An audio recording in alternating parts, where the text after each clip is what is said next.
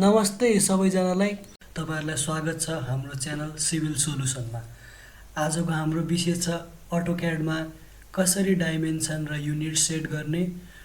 र ढिलो नगरिकन म विषयतर्फ लाग्दछु र म यहाँ आफ्नो कम्प्युटरमा AutoCAD 2016 खोल्न गइरहेको छु। तपाईहरु पनि आफ्नो AutoCAD को कुनै पनि भर्जन खोल्न सक्नुहुन्छ। मेरोमा चाहिँ 2016 रहेको छ। यो अलि हेभी सफ्टवेयर भएको कारणले अलि चाहिँ खुल्न चाहिँ अलि टाइम लिने गर्दछ। हामी एकछिन वेट गरौँ। ल हेर्नुस्, सफ्टवेयर खुलिसकेको छ। यसको युजर इन्टरफेस यस्तो रहेको छ।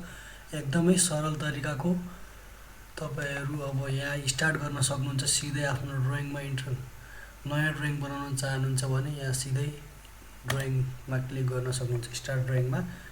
र हाम्रो यो वर्किङ एरिया आइसकेको छ यो AutoCAD को। र तपाईहरुलाई यहाँ टुल्सहरु पनि देखिन गएको छ। आज हामी बाँकी कुरा छोडेर सिधै डाइमेन्सन र युनिट कसरी सेट गर्ने भन्ने कुरा सिक्न गइरहेको छु। र म तपाईहरुलाई सिकाउने फर्स्टमा तपाईहरुले चाहिँ युएन इन्टर हान्नुपर्ने हुन्छ। फर्स्टमा तपाईहरुले युनिट सेट गर्नुपर्ने हुन्छ AutoCAD मा। युनिट सेट गर्नको लागि तपाईले युएन इन्टर हान्नुपर्ने हुन्छ। मैले यहाँ युएन इन्टर हानेको छु, हेर्नुस्। र तपाईहरु यसमा चाहिँ फर्स्टमा चाहिँ यहाँ लेन्थमा चाहिँ टाइप भित्र चाहिँ यहाँ डिफल्टमा चाहिँ डेसिमल लिएको हुन्छ। तपाई चाहिँ कुनै पनि युनिट चाहिँ चुज गर्न सक्नुहुन्छ, जस्तै आर्किटेक्चरल, इन्जिनियरिङ, फ्र्याक्सनल, साइन्टिफिक। र म यहाँ चाहिँ अहिले इन्जिनियरिङ चुज गर्न गइरहेको छु। तपाईहरु आर्किटेक्चरल पनि चुज गर्न सक्नुहुन्छ या अरु कुनै पनि। र म यहाँ इन्जिनियरिङ चुज गरेर यसमा तपाईहरुले प्रिसिजन दिनुपर्ने हुन्छ। प्रिसिजन तपाईहरुको जति मन लाग्छ त्यति दिन सक्नुहुन्छ। मैले चाहिँ ल यो दिदिए। तपाईहरु यहाँ चाहिँ unit to scale insert content, तपाईले यो युनिट पनि चेन्ज गर्न सक्नुहुन्छ। र म अहिले चाहिँ यसलाई चाहिँ इन्चेजमै राख्छु, मिलिमिटरमा, मिटरमा, फिटमा तपाईहरु कुनै पनि युनिटमा राख्न सक्नुहुन्छ। म चाहिँ इन्चेजमै राख्छु र यसलाई चाहिँ तपाईहरु ओके गरिदिन सक्नुहुन्छ। यो हाम्रो युनिट चाहिँ हामीले सेट गर्न सिक्यौं। तपाईहरु यही तरिकाले चाहिँ तपाईहरु युनिट सेट गर्न सक्नुहुन्छ। अब चाहिँ हामी सेट गर्न सिक्छौं। डाइमेन्सन स्टाइल सेट कसरी गर्ने त हेरौं। र डाइमेन्सन स्टाइल सेट गर्नको लागि फर्स्टमा डी इन्टर गर्नुपर्ने हुन्छ। र त्यसपछि यहाँ चाहिँ हामी यो स्ट्यान्डर्ड भन्ने अहिले चाहिँ हामी यो डाइमेन्सन स्टाइल रहेको छ, स्ट्यान्डर्ड यसको नाम। र यसैलाई नै मोडिफाई पनि गर्न सक्छौं र नयाँ पनि डाइमेन्सन स्टाइल क्रिएट गर्न सक्छौं हामी।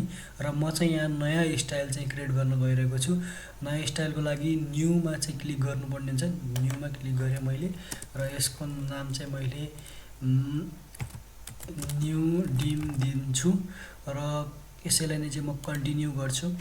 र हामी चाहिँ अब डाइमेन्सन स्टाइलमा सबसे पहिला चाहिँ हामी युनिट सेट गर्छौं, प्राइमरी युनिट। र त्यसको लागि हामीले प्राइमरी युनिट हामीले यहाँ ट्याब देखिरहेको छु, यो ट्याबमा हामी क्लिक गर्छौं। र यहाँ चाहिँ युनिट फर्मेटमा हाम्रो यहाँ डिफल्टमा डेसिमल रहेको छ। यसलाई चाहिँ हामी युनिट्समा हामीले जसरी चेन्ज गरेका थियौं त्यसरी नै हामी यहाँ चाहिँ इन्जिनियरिङ चुज गर्छौं। र तपाईहरु कुनै पनि कुरा चुज गर्न सक्नुहुन्छ यहाँबाट। यहाँ चाहिँ साइन्टिफिक, डेसिमल, इन्जिनियरिङ, आर्किटेक्चरल, फ्र्याक्सनल भन्ने थुप्रै अप्सनहरु दिएका छन्। यी मध्ये कुनै पनि एज योर चोइस, हजुरहरुको तपाईहरुको चोइस अनुसार तपाईहरु गर्न सक्नुहुन्छ। म चाहिँ यहाँ इन्जिनियरिङमा चुज गर्छु। र प्रिसिजन चाहिँ मैले यहाँ तपाईहरु कुनै पनि सेट गर्न सक्नुहुन्छ। मैले चाहिँ एउटा सेट गर्दिए, ल यो गर्दिए।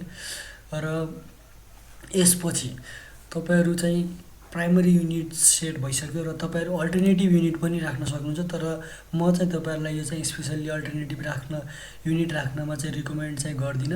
र चाहिँ म यहाँ चाहिँ सिधा यसमा टेक्स्टमा जान्छु। यो डाइमेन्सन स्टाइलको डाइमेन्सनको टेक्स्ट चाहिँ कस्तो हुने रहेछ।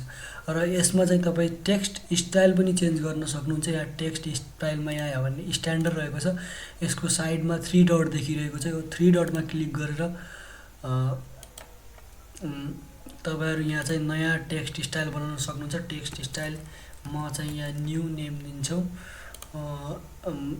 त्यसपछि यहाँ चाहिँ फन्टको नेम कुनै पनि फन्ट राख्न सक्नुहुन्छ। म चाहिँ यहाँ अहिले एरियल नै राख्छु, यसलाई बोल्ड गरिदिन्छु बरु।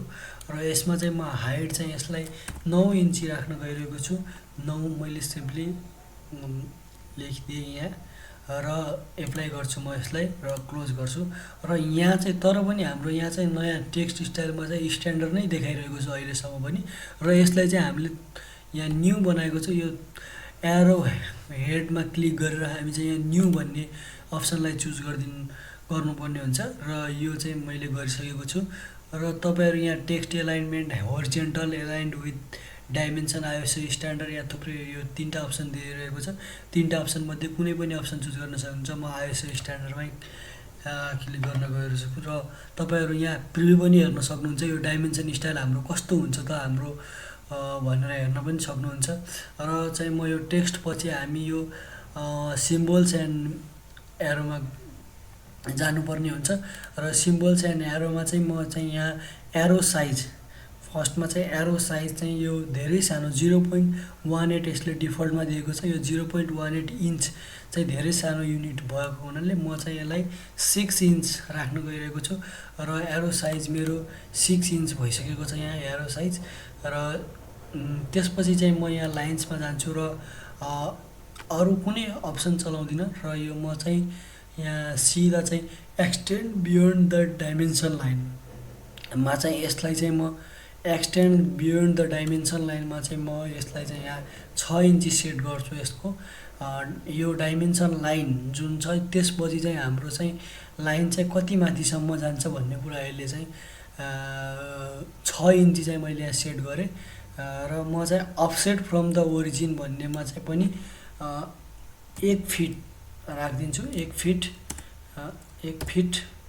र हाम्रो चाहिँ यो भन्नाले के हो भने म तपाईँहरूलाई बुझाउन गइरहेको छु। Extend beyond the dimension line भनेको यो जो डाइमेन्सन हाम्रो यहाँ लेखिएको छ योभन्दा चाहिँ यो लाइन चाहिँ कति माथिसम्म जाने भन्ने कुरा जनाउँछ। र मैले चाहिँ यहाँ 6 इन्च चाहिँ राखेको छु। र अफसेट फ्रम द ओरिजिन भन्नाले चाहिँ हाम्रो रियल ड्रइङबाट चाहिँ यो डाइमेन्सन लाइन चाहिँ कति टाढा हुनुपर्ने छ भन्ने कुरा फिक्स गरेको छु। मैले चाहिँ यो चाहिँ 1 फिट टाढा राखेको छु। यहाँबाट चाहिँ यो चाहिँ 1 फिट टाढा हुनेछ जहिले पनि। र यसरी चाहिँ मैले चाहिँ यो डाइमेन्सन सेट गरेको छु। यसलाई यति कुरा गरिसकेपछि चाहिँ तपाईँहरू ओके गर्न सक्नुहुन्छ। र यहाँ चाहिँ हाम्रो न्यू डाइमेन्सन भन्ने डाइमेन्सन स्टाइल क्रिएट भइसकेको छ र हामीले सम्पूर्ण सेटिङहरू पनि भित्र मिलाइ पनि सकेका छौँ। र न्यू डाइमेन्सनमा हामीले एकचोटि क्लिक गर्नुपर्ने हुन्छ र सेट करेन्ट गरिदिनुपर्ने हुन्छ र यसपछि क्लोज गरिदिनुपर्ने हुन्छ। र हाम्रो चाहिँ डाइमेन्सन स्टाइल पनि क्रिएट भइसकेको छ र युनिट पनि सेट भइसकेको छ।